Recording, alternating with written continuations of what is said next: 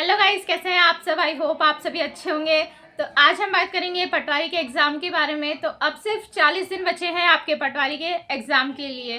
तो क्या आप तैयार हो? और मैं जानती हूँ कि आप सभी को बहुत टेंशन हो रही होगी कि अब एग्ज़ाम आ रहा है तो अब हमारा क्या होगा, क्या हमने जो अभी तक पढ़ाई करी है वो हमारी सफल हो पाएगी, हमारा सिलेक्शन हो पाएगा या नहीं हो पाएगा। तो डेफिनेटली आप सभी एग्ज़ाम में सेलेक्ट होने वाले हो और आप सभी पटवारी की पोस्ट पाने वाले हो।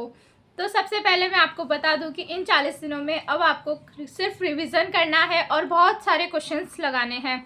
सबसे ज़रूरी है क्वेश्चंस लगाना, ताकि जो आपका एग्ज़ाम का फोबिया है वो निकल जाएगा। और अगर किसी को बहुत ज़्यादा डर लगता है एग्ज़ाम में बैठते टाइम, उसको बहुत ज़्यादा टेंशन हो जाती है, तो आपको क्या करना है, अभी एक ऑफलाइन टेस्ट सीरीज़ आप ज्वाइन कर सकते हैं, जिसमें आप हर संडे को जब आप टेस्ट देने जाएंगे तो आपके अंदर का डर निकल जाएगा।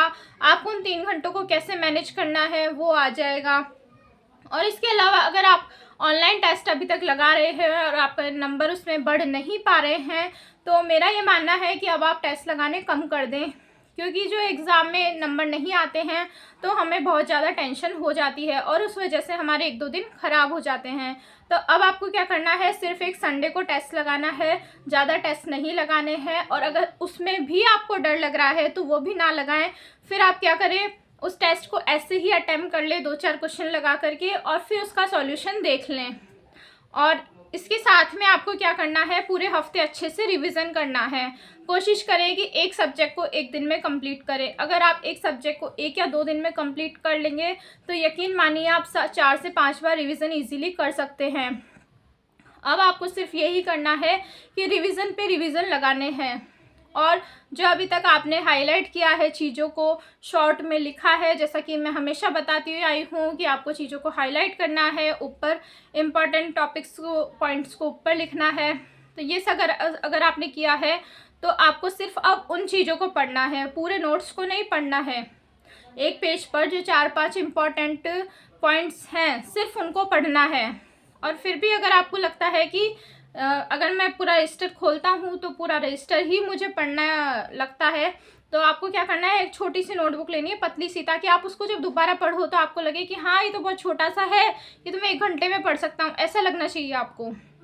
तो आपको क्या करना है, हल्का हल्का सा नोट डाउन करना है, उसको पूरा सेंटेंस नहीं लिखना है।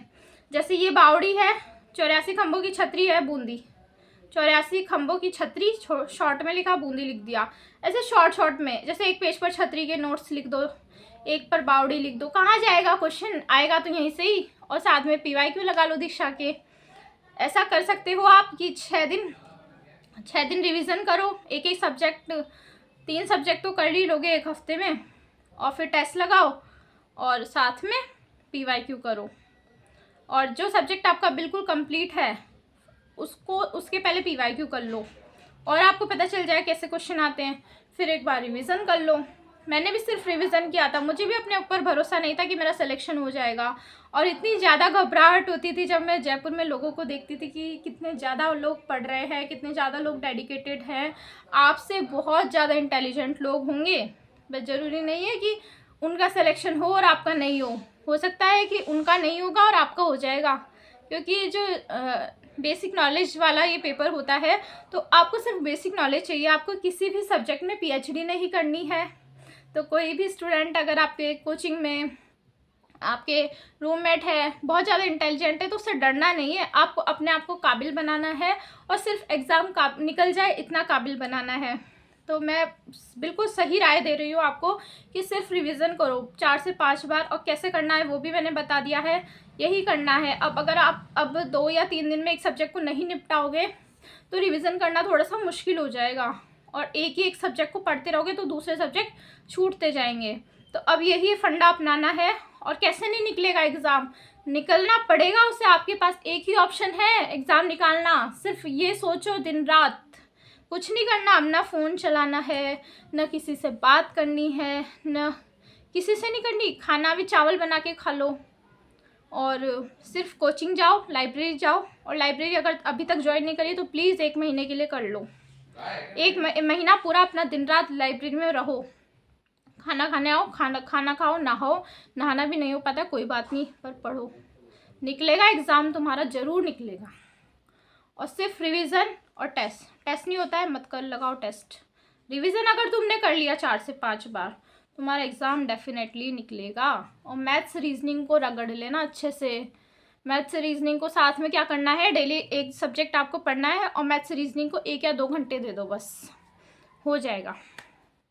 Thank you so much. Channel पर नए हैं तो चैनल को जरूर सब्सक्राइब करें, और कोई भी आपके सवाल है तो कमेंट बॉक्स में कमेंट करके पूछ सकते हैं।